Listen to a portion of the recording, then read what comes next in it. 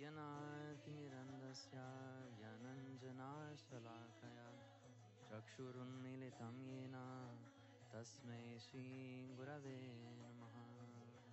Jai Gurudev. Joyeux deuxième jour du Lakshmi Yagna. Nous avons passé une bonne journée hier.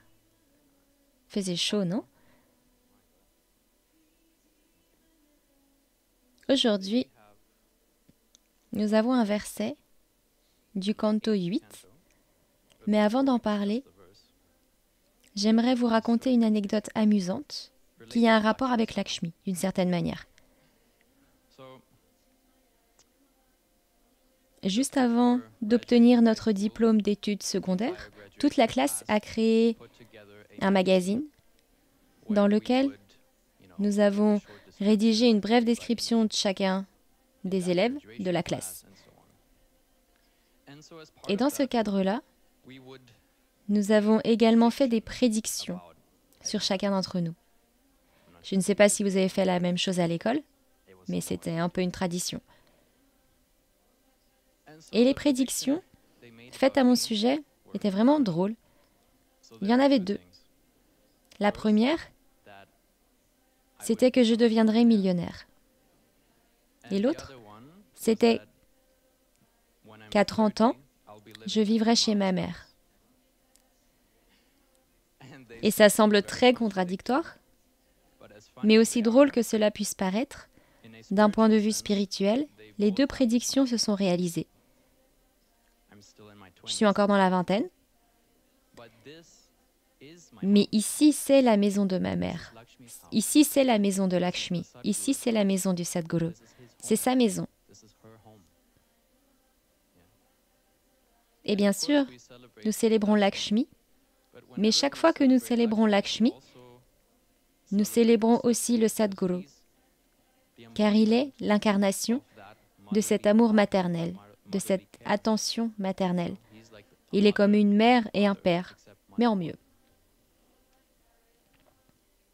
Quant à la partie millionnaire, j'attends toujours, mais spirituellement, nous sommes tous millionnaires, nous sommes milliardaires même, car comme il est rare d'avoir le Sadguru dans notre vie, c'est tellement rare.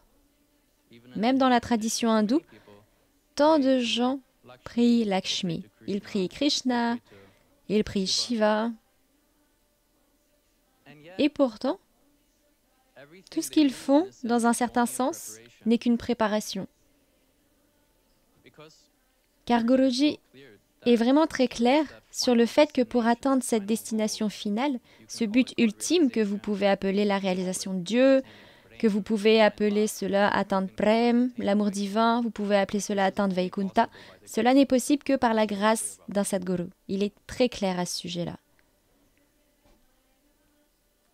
Maintenant que nous avons introduit le sujet de la vie dans la maison de la mère, regardons ce verset. C'est le Srimad Bhagavatam 8.8.8. Et le chiffre 8 est en fait lié à Lakshmi. Il est donc évident que ce verset parle de Lakshmi. Ah, on parle en sanskrit avant.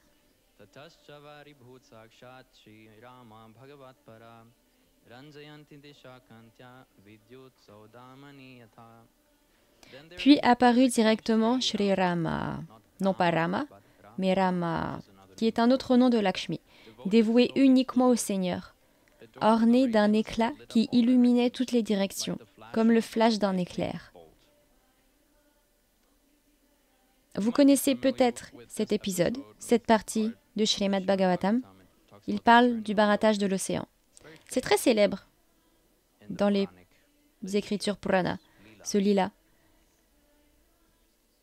qui raconte comment les Devas et les Asuras se sont réunis pour barater l'océan de lait afin d'obtenir l'amrit, le nectar de l'immortalité.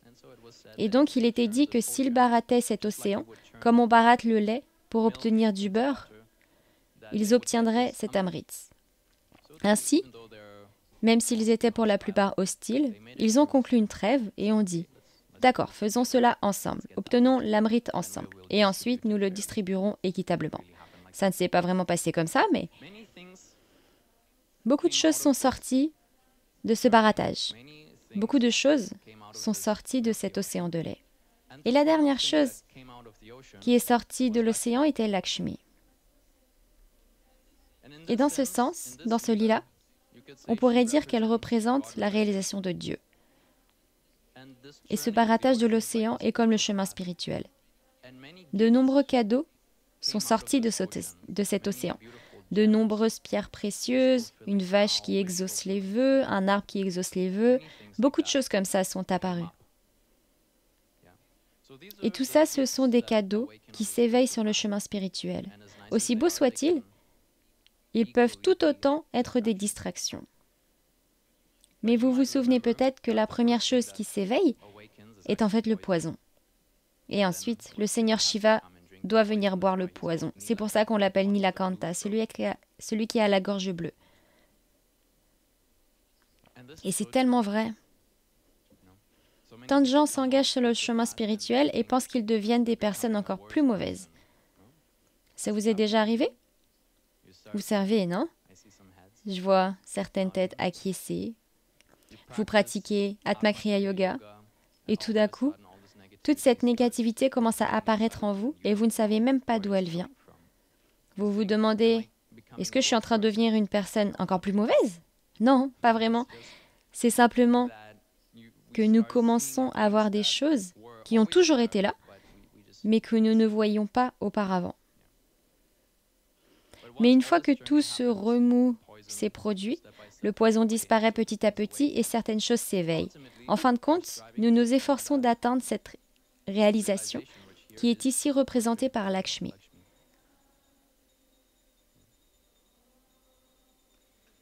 Et Lakshmi est une figure très très belle et intéressante. Car on peut dire qu'elle est l'incarnation de tout l'amour maternel. Il y a tant de gens dans ce monde qui sont si aimants, tant de mères qui aiment leurs enfants. Mais imaginez que vous multipliez l'amour de chacune de ces mères. Cela n'égaliserait même pas l'amour que Lakshmi porte à la création. Parce qu'elle est toujours assise aux pieds du Seigneur. Si vous regardez attentivement ici, une fois que le rideau s'ouvre, vous pouvez voir Ranganath et puis il y a toujours une petite Lakshmi assise là. Ainsi, toute la richesse, toute la beauté, toute l'opulence sont toujours au service. Toujours en train de servir Narayana. Elle est toujours assise aux pieds du Seigneur.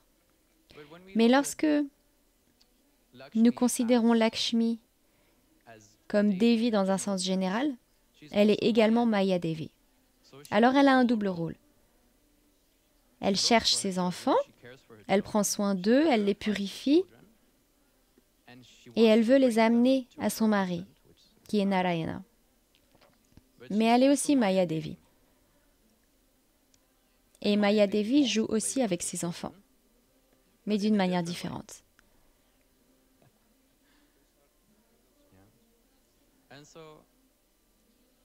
Et donc les enfants, ils s'amusent juste comme ça, simplement. Et on peut dire que Maya Devi est comme une mère qui emmène ses enfants au terrain de jeu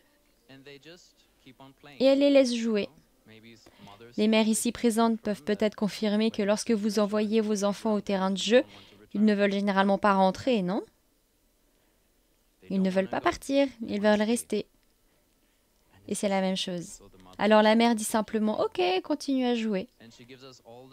Et elle nous donne tous les jouets, elle nous donne tous les moyens de continuer à jouer à ce jeu du samsara. Et nous sommes tous très très doués à ce jeu, très bons à ce jeu. Nous y avons joué de nombreuses fois, jusqu'à ce que le Sadguru entre dans notre vie. Et parfois, nous avons l'impression qu'une fois que le Sadguru est entré dans notre vie, c'est fini. Une fois que j'ai reçu l'initiation de Devo, c'est fini, c'est fait. C'est mon billet pour Vaikunta. Jaya et Vijaya sont déjà informés qu'une fois que l'âme aura quitté le corps, ils devront me laisser entrer. Mais ce n'est vraiment pas ce que dit Guruji. Certaines traditions Vaishnava peuvent parler ainsi, c'est vrai, mais Guruji ne parle pas ainsi. Le Sadguru n'est pas la fin du voyage, mais il est le début de la fin du voyage. Et quand on parle de Lakshmi, quand on parle de Devi en général, vous savez, ces gens qui font la sadhana de Devi, c'est très intense. La sadhana pour Devi, c'est très intense. Il y avait de grands Devi Upasaka.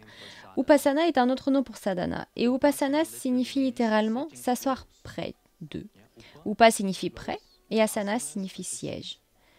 Vous vous asseyez donc près de votre divinité, de votre déité. C'est en fait un très beau terme, car il s'agit de passer du temps avec celui que vous aimez. Quelle que soit la forme du divin que vous aimez, vous l'adorez, vous le vénérez. Qu'y a-t-il de plus beau que de passer du temps avec votre déité, votre divinité de cette manière? C'est pourquoi on parle parfois d'upasana plutôt que de sadhana. Car la sadhana est ce qui vous amène au sadhya. Sadhya est le but et la sadhana est ce qui vous amène au but. Mais lorsque nous utilisons le mot upasana, cela implique que le chemin est en quelque sorte le but. Vous passez du temps avec votre divinité, déité, vous passez du temps avec votre bien-aimé. Il y a eu de nombreux grands upasakas de Devi et ils étaient tous très intenses, comme Ramakrishna Paramahamsa, Totapuri et beaucoup d'autres grands saints comme eux. Les personnes qui vénéraient Tara Devi. La sadhana que ces personnes pratiquaient était très intense. Une fois, Guruji était en pèlerinage et il parlait dans le bus et il disait à quel point ces personnes pratiquaient une sadhana intense. Puis il a regardé tous les pèlerins dans le bus et il a dit « Mais vous ne pouvez pas pratiquer ce genre de sadhana. Pour vous, il suffit de chanter le japa. Mais vous étiez peut-être là hier soir. Vous voyez, ce genre de sadhana est très intense. Et vous savez, il est très facile d'oublier. Il est très facile d'oublier à quel point nous avons lutté. Tout ce que nous avons fait juste pour voir le Sadguru une seule fois. Pas même pour que lui vous regarde, pas même pour que lui vous adresse un mot, mais nous considérons cela comme acquis. Et c'est là le travail de Maya Devi. Oui, nous louons Lakshmi, mais elle est aussi Maya Devi. C'est la mère qui nous fait jouer, qui nous garde, qui nous laisse simplement jouer à ce jeu du samsara. Et c'est elle qui nous fait oublier. Nous ne nous souvenons pas à quel point nous avons lutté, combien de vies nous avons prié, combien de pénitences nous avons faites, combien d'ascèses intenses nous avons accomplies pour être ici. Et puis le Sadguru entre dans notre vie et nous pensons que c'est fini. Je peux me détendre maintenant. Mais dans un sens, c'est là que tout commence vraiment en fait. Supposons que vous participiez à une sorte de tournoi. Une sorte de tournoi sportif. Et il y a des quarts de finale, des demi-finales. Avant ça, vous devez passer par de nombreuses qualifications, etc. Et supposons que vous fassiez partie d'une équipe et que votre équipe arrive en finale. Vous ne vous détendriez pas à ce moment-là. Vous ne diriez pas « Oh, j'ai fait tout ce chemin, je suis arrivé en finale, maintenant je peux me détendre. » Non, c'est maintenant qu'il faut vraiment donner le meilleur de soi-même.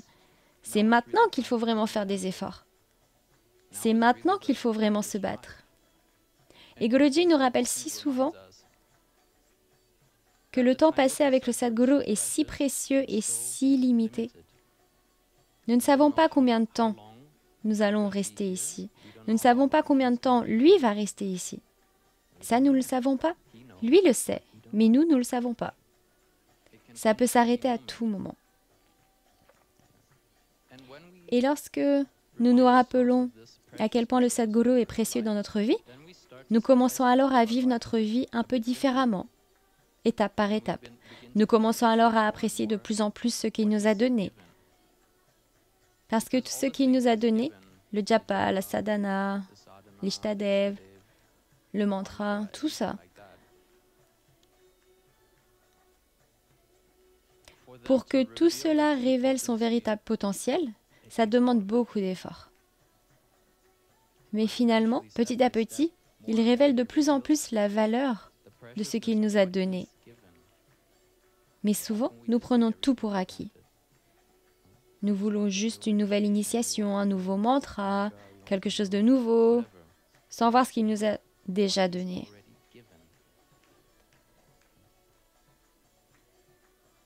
Et donc, pour en revenir à Devi, Maya Devi,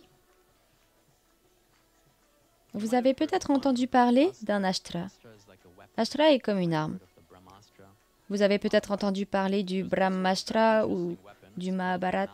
Il existe également une arme très intéressante. Elle s'appelle Narayanastra. Vous en avez peut-être entendu parler, peut-être pas. Mais c'est une arme qui a une nature très intéressante. Cette arme augmente... En fait, cette arme augmente sa puissance proportionnellement à la résistance opposée par l'ennemi. Ainsi, plus vous la combattez, plus elle devient puissante. Peu importe votre force, elle devient encore plus forte. Et c'est l'arme de Narayana, c'est Narayanastra. Et la seule façon de se protéger de cette arme est de se soumettre, de s'incliner devant elle, de l'adorer, de la vénérer. Et elle vous laissera alors tranquille. Ça vous rappelle quelque chose? Oui. C'est comme le Mahamaya du Seigneur. Vous ne pouvez pas la combattre. Vous pouvez être le meilleur nageur qui soit, mais même si vous prenez le meilleur nageur et que vous le jetez au milieu de l'océan, il n'ira pas très loin. Il se noiera très rapidement. Et c'est la même chose. Durga Devi, Maya Devi, elle sert également le Seigneur. Ce n'est pas comme dans certaines traditions où il y a une force bonne qui est Dieu et une force mauvaise que vous appelez comme vous voulez, le demi-dieu ou autre. Non, Maya travaille également pour le Seigneur. Tout le monde dans la création, finalement, sert Shri Hari. Ultimement, tout le monde sert Narayana. Lakshmi le fait consciemment. Maya Devi, elle le fait consciemment. Nous le faisons plus ou moins consciemment. Mais c'est aussi son travail à elle. Donc, la seule façon de surmonter cette illusion, d'aller au-delà de cette illusion, cette ignorance, c'est par l'abandon, par l'humilité. Si vous regardez les saints, ils sont si humbles, ils sont si aimants. Et ces derniers temps, je me disais de plus en plus qu'il y a tellement de gens qui sont si aimants, si doux, mais c'est tellement incroyable quand on pense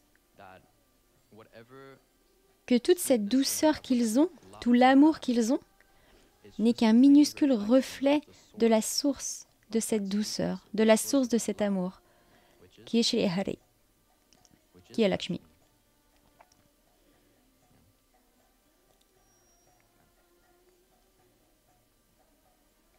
Mais pour en arriver là, pour en arriver à refléter cet amour, à refléter cette douceur, nous devons traverser beaucoup d'épreuves. C'est donc très beau de faire ce yagna, car cela nous rappelle aussi le véritable feu qui brûle dans notre vie. Et le véritable feu dans notre vie, c'est le Sadguru. Il est tel un feu, un vrai feu, mon Dieu. Car la nature du feu est de tout brûler. Quoi que vous jetiez dans le feu le brûlera sans discrimination. Il brûlera. Tout simplement. Et le Sadguru, il est comme ça. Il brûle tout ce qui est en nous. Il brûle toute la négativité. On pourrait dire qu'il brûle aussi toute la positivité, de telle sorte que la seule chose qui reste, c'est l'amour. Quand tout est brûlé, la seule chose qui reste, c'est l'amour, qui est la seule réalité, qui est notre vrai moi. L'Atma n'est jamais sans amour. Elle aime toujours. L'Atma n'est jamais sans bonheur suprême. C'est juste que de nombreuses couvertures, certaines couvertures, recouvrent cet Atma. Mais l'Atma est toujours intact. La question est de savoir combien sont rares ceux qui veulent vraiment embrasser ce feu, car cela peut être très inconfortable. Car même si nous passons du temps avec Guruji physiquement, personnellement, il y a toujours un feu qu'il nous fait brûler. Et pour moi, l'un des plus beaux exemples du feu du Sadguru est le Guru Satsang. C'est tellement précieux. Ce que Guruji nous donne est tellement précieux. Quelqu'un lui a demandé ce qui faisait vraiment plaisir au Guru. Et il a répondu 3 choses. Écouter le satsang, comprendre le satsang et appliquer le satsang. Alors tout est là. Tout est là, mais c'est à nous d'essayer vraiment de nous jeter dans ce feu de son amour, le feu de sa sagesse. J'aimerais donc terminer par un très beau poème. Il s'intitule « Les papillons de nuit et la flamme » et a été écrit par un grand poète soufi. Et il parle des papillons de nuit et du feu. Une nuit, des papillons de nuit se rassemblèrent en une foule frétillante pour découvrir la vérité sur la lumière d'une bougie, et ils décidèrent que l'un d'entre eux irait chercher des informations sur cette lueur insaisissable. L'un d'eux vola jusqu'à ce qu'il aperçoive au loin la fenêtre d'un palais où brûlait une bougie, mais il ne s'approcha pas davantage et revint vers les autres pour leur raconter ce qu'il pensait avoir découvert. Le mentor des papillons rejeta ces affirmations, remarquant qu'il ne savait rien de la flamme. Un papillon plus impatient que le précédent s'envola et passa par la porte du palais. Il plana dans l'aura du feu, tremblant d'un désir timide, puis revint raconter jusqu'à où il était allé, ce qu'il avait enduré et vu. Le mentor dit : « Tu ne portes pas les signes de celui qui comprend la lumière de la bougie. » Un autre papillon s'envola. Son vol vertigineux se transforma en une aile ardente de lumière. Il plongea et s'éleva, et dans sa transe frénétique, son corps et le feu se confondirent dans sa danse. La flamme engloutit le bout de ses ailes, son corps, sa tête, son être brillait d'un rouge translucide et intense. Et quand le mentor vit cette flamme soudaine, la forme du papillon perdue dans les rayons lumineux, il dit : « Lui, il sait, il connaît la vérité que nous recherchons. Cette vérité cachée dont nous ne pouvons pas parler. Aller au-delà de toute connaissance, c'est trouver cette compréhension qui échappe au mental. Et vous ne pouvez jamais atteindre le but tant désiré, tant que vous n'avez pas d'abord transcendé votre chair et votre âme. Mais si une partie reste, un seul cheveu vous ramènera en arrière et vous plongera dans le désespoir. Aucune créature ne peut être admise ici, où toute identité doit disparaître. » Incroyable, non? Guruji a en fait tweeté ce poème mot par mot, sans aucun commentaire. Alors l'anglais est un peu difficile à comprendre, mais il raconte essentiellement qu'il y avait différents papillons de nuit qui voyaient tous une flamme, et que le premier papillon s'est approché un peu du feu, juste un peu, mais il pensait connaître le feu, alors il est revenu. Puis un autre s'est approché un petit peu plus près, et il pensait aussi connaître le feu, mais il est revenu lui aussi. Et puis il y avait un papillon de nuit très sage qui a dit : « Vous deux, vous ne savez rien du feu, car vous êtes toujours là ?» Et puis le papillon le plus courageux s'est jeté dans la flamme et n'était plus qu'un avec elle. Et il a dit : « Si une partie de toi reste, un seul poil, un seul cheveu te ramènera en arrière et te plongera dans le désespoir. Aucune créature ne peut être admise ici, où toute identité doit disparaître. » N'est-ce pas exactement ce que Guruji dit à propos de l'abandon, à propos du renoncement à l'ego, que même si une partie de vous-même reste, ce n'est pas vraiment de l'abandon. Ça semble fou, ça semble tellement lointain, nous semblons tellement loin de ça. Mais nous devons aussi comprendre que par la grâce, tout est possible. Et d'un simple clic, tout peut disparaître. Tout ego, toute négativité, tout peut disparaître. Et il ne nous reste alors que la seule réalité qui soit véritablement réelle, à savoir l'amour. Mais pour que cela se produise, nous devons d'abord avoir le courage de nous approcher de la flamme, de nous rapprocher de la flamme, de plus en plus près du feu. Et cela peut être très inconfortable, car nous commencerons à sentir la chaleur. Et naturellement, dès qu'il y a un certain inconfort, nous voulons simplement fuir. Et sur le chemin spirituel, il peut y avoir beaucoup de moments très difficiles. Mais ce sont surtout ces moments-là qui nous rendent forts. Et finalement, nous devrons simplement ne faire qu'un avec cette flamme. Et alors la seule chose qui restera sera son amour. Jai Gurudev.